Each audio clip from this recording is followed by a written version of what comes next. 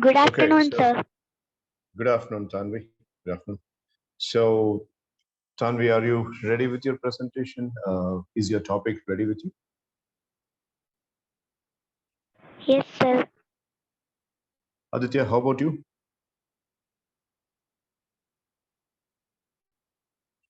Yes, ready.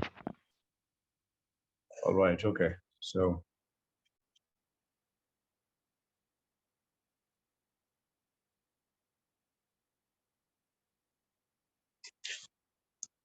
okay, we'll start with Tanvi. So, Tanvi, would you like to start? Because Danny and Angel haven't joined.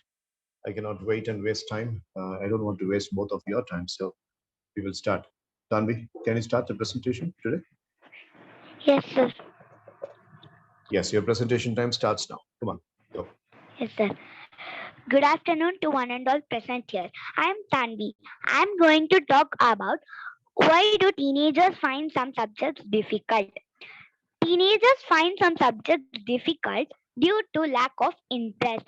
One of the main reason is distraction. Distraction. Nowadays, there are a lot of distractions like Facebook, Instagram, Twitter, YouTube, etc. These things attract the teenagers easily.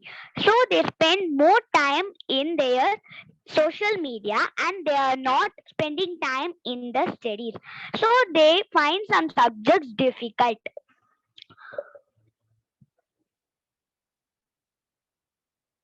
So they can't manage their time properly. They spend lot of time in entertainment, so they can't focus on their studies. So they find so they have little time to study, so that they are finding some difficult in some subjects. Most of the teenagers do not fix their ambition, so they could not concentrate on the main subjects. So they find some subjects difficult. Thank you, sir. Yeah, so you have been narrating the reasons why the students are finding the subjects difficult, Tanvi. But the presentation's second part was giving some solutions. So, as a student, do you have any solutions for those people who are finding the subjects difficult? Sir, they should not spend more time in social media, sir. Correct. Number one. And being a teenager, they need not expect more entertainment, sir. Hmm. Okay. Number two. Then, any other points? And they have to focus on their studies, sir. All right. Okay. Enhance their focus. Right. Okay. Good. Okay. Nice presentation, Tanvi. Very energetic and also to the point. Thank Aditya, you, do you sir. have any? Yeah, you're most welcome. Aditya, do you have any questions towards Tanvi's presentation? No, All right, okay. So you have any presentation aid ready, or like PPT or I something, think I Aditya? made a I made a PPT. Fantastic. Okay. So that you will have to be enabled with the screen. So yeah, you can share the screen. Okay. So can you see?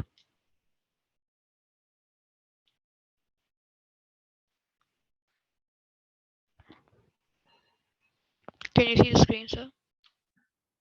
Yes, Aditya, I'm able to see the screen. Tanvi, Good. are you able to see Aditya's screen? Because he has shared a Yes, PPT. sir. All right. Yes, sir. Yes, Aditya. Okay. Good morning, one all present here. My topic is about my favorite sports person, and I've chosen Rafael Nadal. Rafael Nadal is a tennis player born in Manacor, Spain. Being 36 years old, he has the highest number of Grand Slams in men's tennis. Why do I like him? Nadal has won everything that is to be won.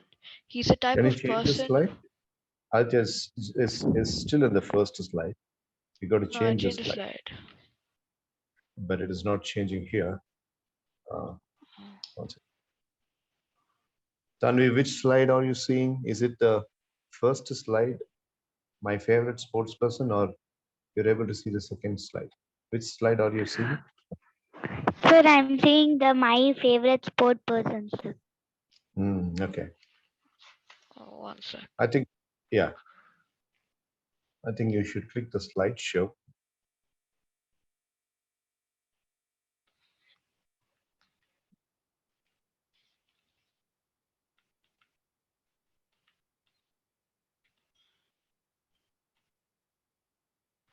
Okay, so now I can see. I want to slideshow.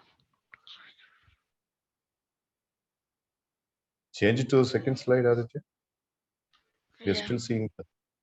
Now? Now we are able to see. Go ahead. Go Yeah. ahead. Yeah. Rafael Nadal. Rafael Nadal is a tennis player born in Monaco, Spain. Being 36-year old, he has won the highest number of Grand Slams in men's tennis. Why I like him? Nadal has won everything that is to be won. He is a type of person who won't give up until he reaches the destination, even if it's not possible. He'll still make the run and give his 100% to make impossible possible. He also has 22 Grand Slams and is currently number 2 in the world. He's also a very kind-hearted and loving person. What do I learn from him? Some factors of which I learned from him is to never give up, sportsmanship, like when somebody gets hurt, instead of focusing on the point, go and help him. Always believe in yourself, even if the game seems impossible, still believe in yourself that you can win. And always give your best 100% irrespective of the result. Thank you. Right. Fantastic presentation. Good job. Very well done. Um, Thank you. yeah. Tanvi, do you have any questions before I ask some questions to Aditya? No, sir. Okay. Right. My question to Aditya is what specific difference do you see between Roger Federer and Nadal? Not in relevance to the game. Your last slide made me think a lot because you have understood that his sportsmanship. So, where do you think Rafael Nadal is a little bit oversmarting Roger Federer, or can you make a comparison between those two? Nadal's a person who can control his anger. Mhm. Federer can also control his anger sometimes, but he's not that good at it. He has in anger when he loses a point or he loses a game. Sometimes he breaks the tennis racket. But Okay, Nadal has never done that in any game till now. that's wonderful. Right. Okay. One last question. What makes you attracted towards tennis? Because we have seen you playing good cricket, we have seen you playing good soccer, and we have seen you playing table tennis as well. You are having an all-round touch in all the games. But specifically, why have you been? I was given to understand that you have been attending training classes in tennis also. So, what was the specific reason tennis held in order to make you attracted towards that sport? When I was young, I just saw a person playing with the racket and ball, and I found that interesting. And then I played that sport for 3 years in the apartment. And then we decided to take it a bit serious, so we Okay. started going to training. But then I stopped because I lost interest, and then I thought of coming back to it because I didn't want to lose the sport, and now I'm interested in it again. All right. Okay. So, Tanvi, now Aditya has made a presentation on tennis and specifically a world class player who has won almost every Grand Slam title that could possibly be announced in the tennis game. A couple of weeks back, I mean, last week, you made a presentation on Saina Nehwal, or you had been very much interested in badminton too. The same question that I asked to Aditya: what has really attracted you towards badminton, and why did you like that sport amongst all the other sports?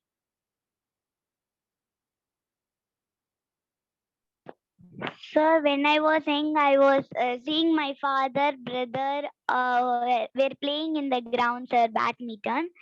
Mhm. And when I asked to play, you were so small, you can't handle the bat properly. They were telling, sir. Mhm. After that, when I grown up, I got the bat and I played, sir. After that, everyone told that you are playing very well. After that, I got the interest to play. I like the badminton sport very much, sir. Right. And whenever I got any messages, I will in Google, Saina Nehwal, about her, some sports news will come, sir, in newspapers. Mm-hmm. That time about badminton I was reading, so that time I got Saina Nehwal, sir. For that reason, I like badminton very much, sir. Fine, fine. That's good. Okay. Right. So both have done a very good presentation. And I really appreciate both of you. Now, let's move on to a screen. I would like to share a screen here.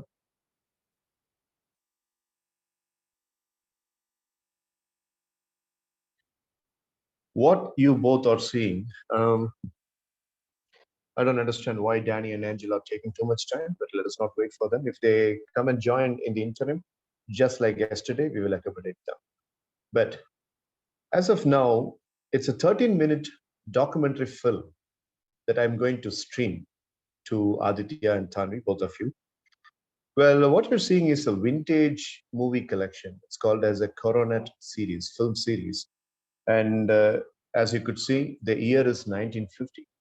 It's almost about, more than half a century back when America was really good in terms of giving documentary films as education.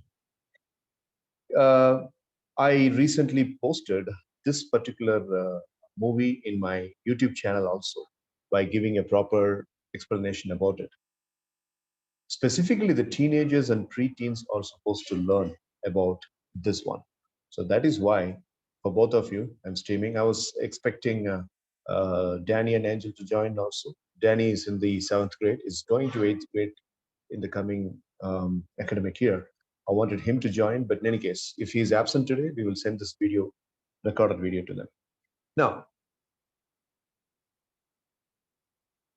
as you could see, the title of the video is Controlling the Emotions. How to control the emotions. Black and white, 1950, not too much of advancement in, the videography that time. Now, initially, we will have a professor speaking, okay? So this man will explain some of the information, but I want you to note down these things here.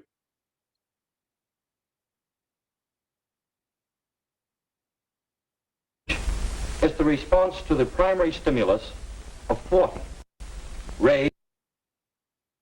Now for the next 2 minutes, Aditya and Tanvi, I will play this video with the sound. Try to listen to what the professor says. Don't worry, you are having me to explain clearly what the professor mentioned. But this is also to learn, professional communication, how to communicate boldly, how to communicate on a polite basis by having a discipline. For that, I'm training. That is also another reason for which I'm training. So listen to this and then tell me what you understood. At one point of time, you're not going to see all the video till the end of 30 minutes. You're just going to see for about 2 minutes or 3 minutes. Watch that and then let me know what you have understood. And when you want the video to be passed in order to take notes, you can tell me that you want the video to be passed and I will pass. Now closely watch. Get ready. Birth with three general patterns of emotional response.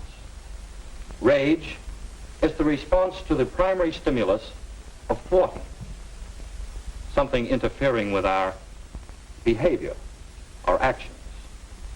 Fear is the response to loud noises or loss of support. And the emotional response to love is usually the result of a show of affection or favors. And these seem to be the emotions with which we start life. Then as we grow up, many everyday things and social situations become associated with these primary stimuli, partly by a process called conditioning. And so many things and people cause us to respond emotionally. And in general, that's good. For there are many factors involved in a personality, and a balance of emotions is important to a well-rounded personality. But emotions out of control, well, let's take a look at a slice of everyday life to understand how some stimuli can bring about various emotional responses. What might happen to you, or to me, or to Jeffrey Moore? Okay, now you saw the teacher showing 3 boards, and then he covered the word personality with it. And those 3 boards. Tanvi, what are those 3 boards? Can you remember? Yes, sir. Rage, fear, love, sir. Fantastic. Aditya, did you understand anything what that man said about those 3 boards? Yeah, rage basically means a response to our actions or behavior. Right? Fear is a loss of support or Mhm. noise, and love is a show of affection. Correct. What the professor says is, let's say, for example, I will give each one an example. When somebody is insulting Tanvi in school, or when somebody is shouting at Aditya for no reason in school, and basically trying to bully Aditya or bully Tanvi, the emotion that Aditya and Tanvi will show is rage. And what is rage? It's the shower of the anger and frustration. Going and picking the collar of the person and then, why did you do that to me? It's rage. That's one emotion. Second one, when somebody shouts immediately into the ear, or when somebody is doing something that is on a very sudden basis, that time the emotion that we get is called as fear. And at the same time, the third thing, love. When somebody is showing affection, when somebody is showing some care, when somebody is showing some patronage, there, what kind of emotion that we are getting? And that emotion is called as love. So the professor says, you are a good personality only if you are having all these emotions coming out of you. So for that, he's giving an example of a young man. And this man's name is Jeff. Now let us continue watching this documentary. Let us see what is happening with Jeff. Jeff is a school student.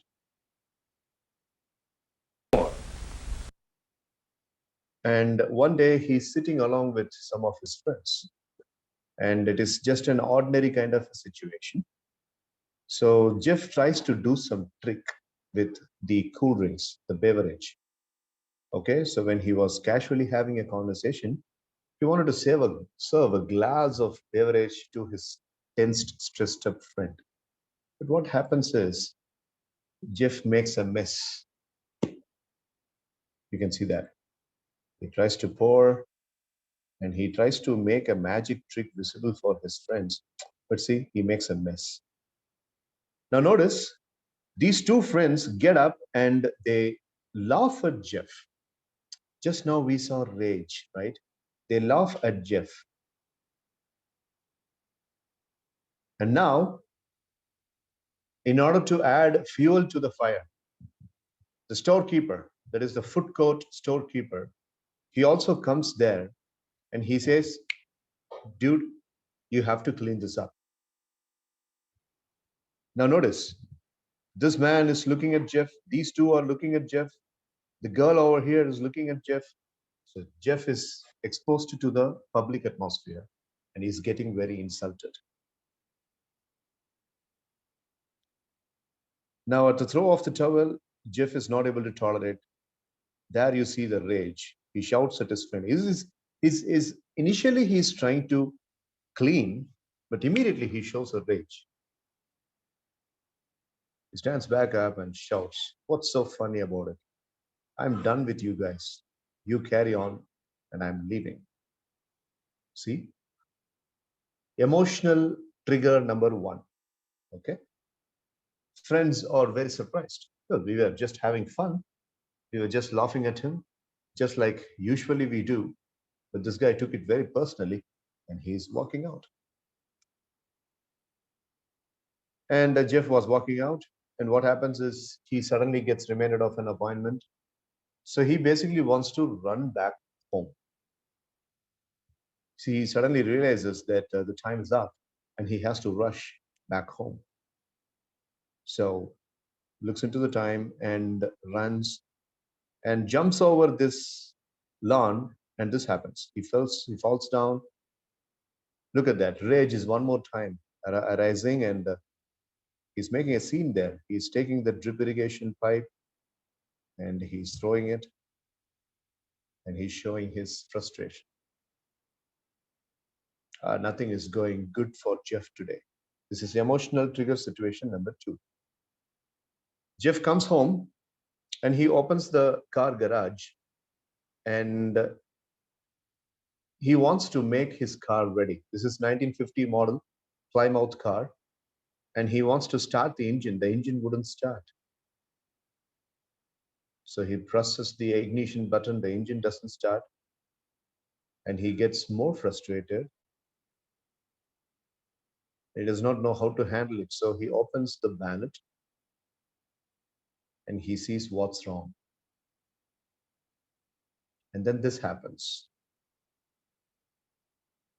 Gets banged on his head, and agony, anger, takes a spanner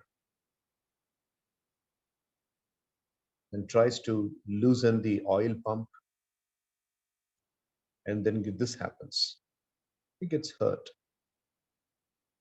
Now, you can see an emotionally upset Jeff one more time. Throws the spanner into the bin and walks out of the garage. This is emotional trigger situation number 3.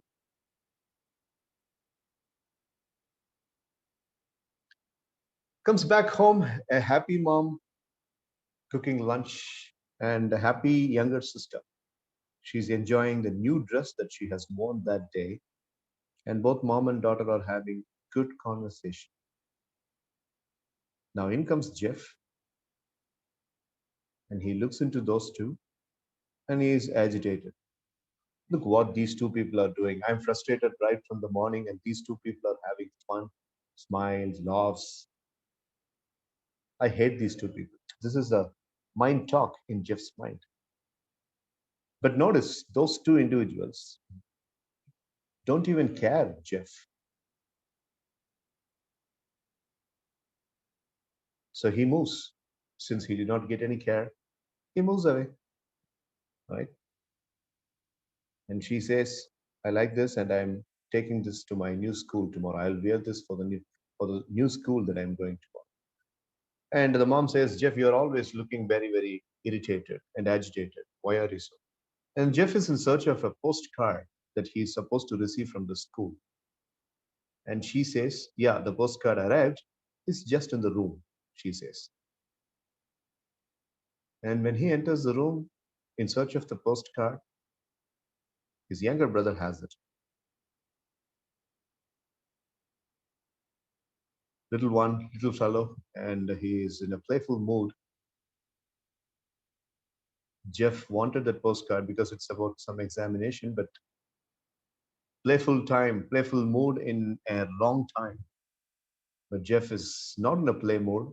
He's getting angry, and he's taking a clothes hanger and he's about to hit his brother. A frightened brother runs away, and the mother looks into Jeff and she says, why are you always like this? In fact, I am worried about you, she says. Now, my question to Aditya and Tanvi. Situation number 1, it's happened in the food court.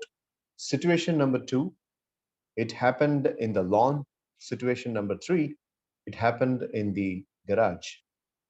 Situation number 4, it happened with his brother. If you were Jeff's friend, what advice you would give in order to bring your friend Jeff into emotional control. How would you deal with this situation? Let us just imagine that Jeff is asking Aditya, dude, these things have happened in my life today. Do you have any solutions? So we'll start with Aditya. Aditya, what would be your advice to Jeff? I'll tell him to meditate. Okay, that's good. Take a just meditate for a while, take rest, and then wake up as if it's a fresh day and have All a right, calm, peaceful mind, irrespective of what's going on around you. that's good.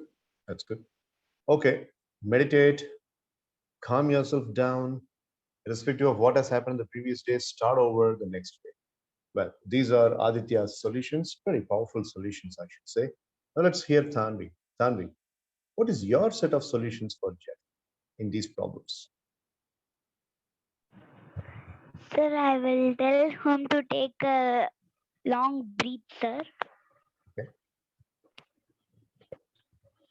And when he was in anger, I will tell him to remember his sweet memories, sir. Yeah, that's very deep. Okay, that's good. And I will tell him to rest sometime, and after that, you continue your sentence. Very powerful solutions from you as well. Okay, so resting, calming down. Right. So two students with two set of solutions and both combined together. Calming down has been a good criteria. Okay, right. Now, taking into account what Aditya and Tanvi have given as solutions, now let's roll back and we will see how Jeff should have behaved, how Jeff must have behaved in these situations. Okay, so yeah, now let's go back. In addition to what you both mentioned, let's go back how Jeff should have behaved.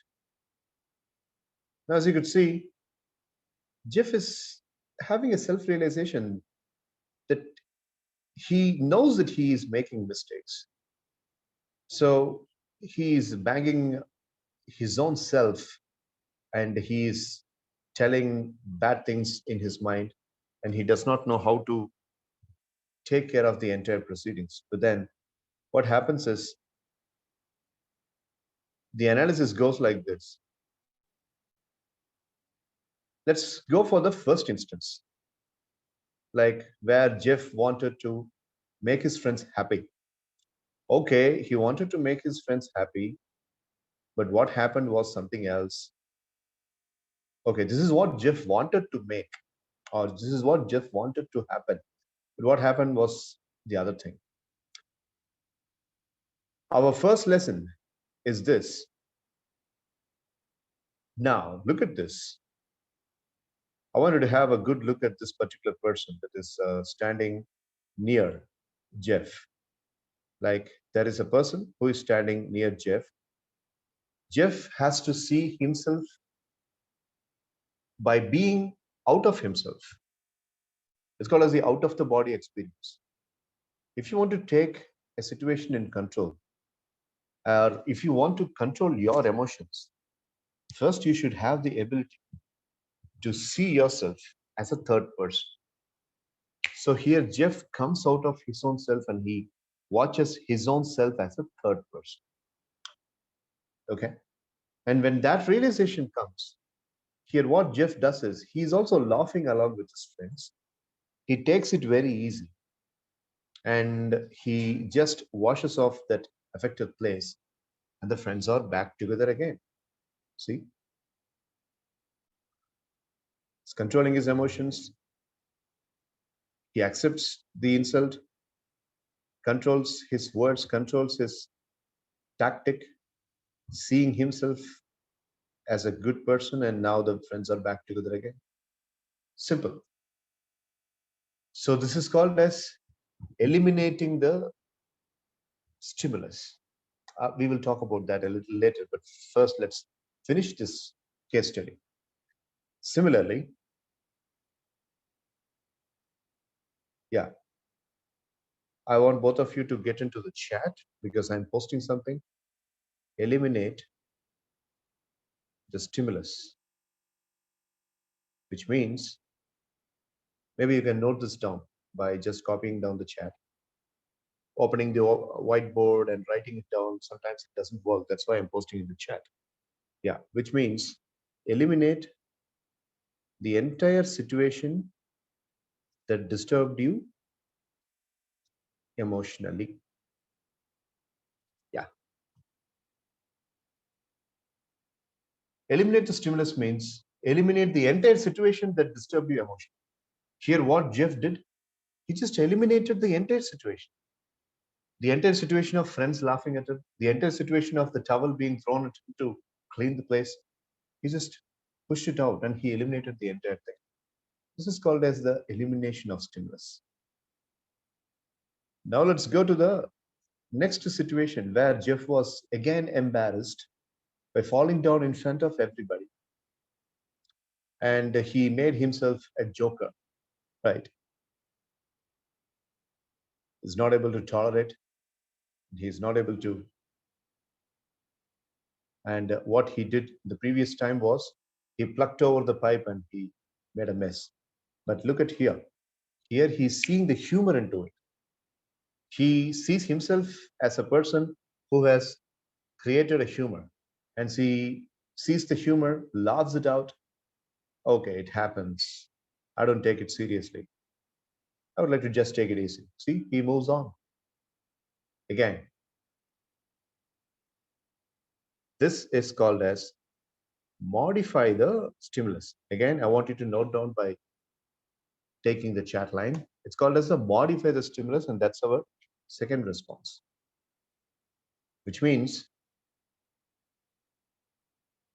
try to see the other side of the situation that disturbed you emotionally.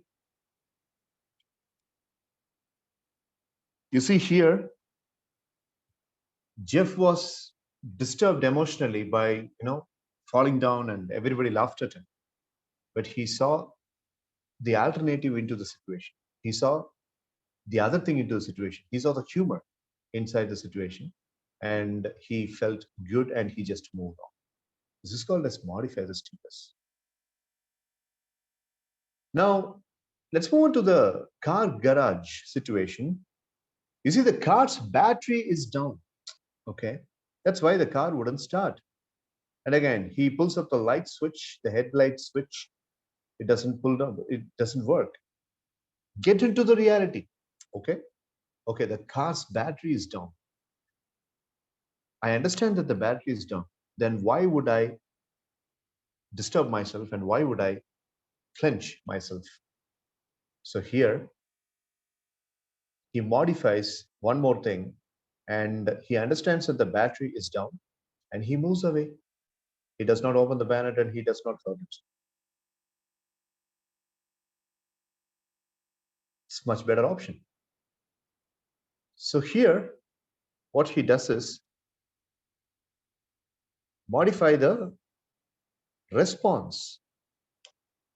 This is called as modify the response, which means try to give a better response, which is very gentle, instead of reacting sharply.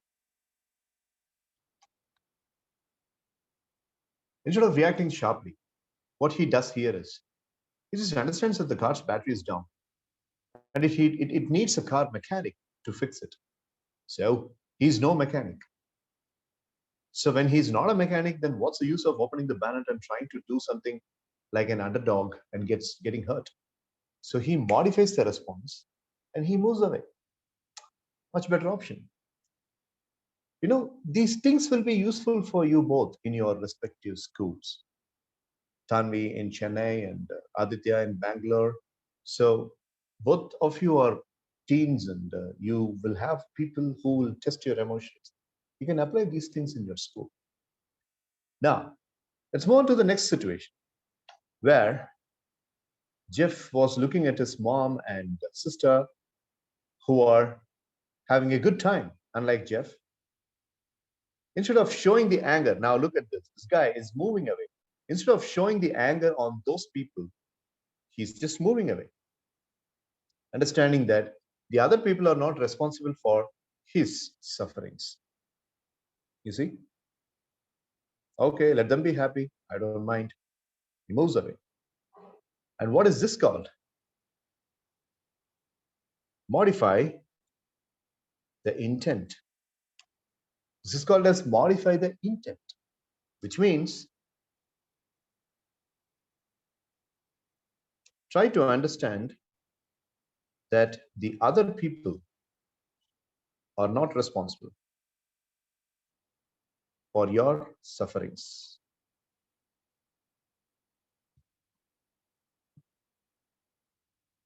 Modify the intent. Don't have the intention of hurting the others. Just modify the intent. These two people are living inside. I've been outside. Okay. So whatever that happened to me outside, they are not responsible. Then why should I show my anger on them? Let me move on. That's what Jeff does here. So Aditya and Tanvi, have you understood so far? Yes, sir. Yes, sir. So what we do is, this is our session's close time. That is 40 minutes is a Zoom's duration. So this window is going to get closed. Now I'm closing this window and I will open a new window. You both join in that. Or if you'd like to have a break or something, you can go have a water break or something and then join. Break time. Okay. I'll meet you on the other end. Yes, sir. Okay.